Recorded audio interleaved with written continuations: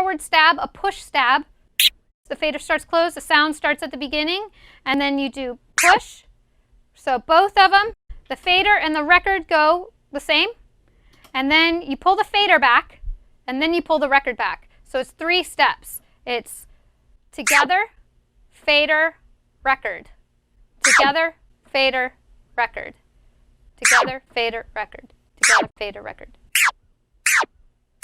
You're pulling the fader off so you don't hear the pullback. The record hand is just doing this.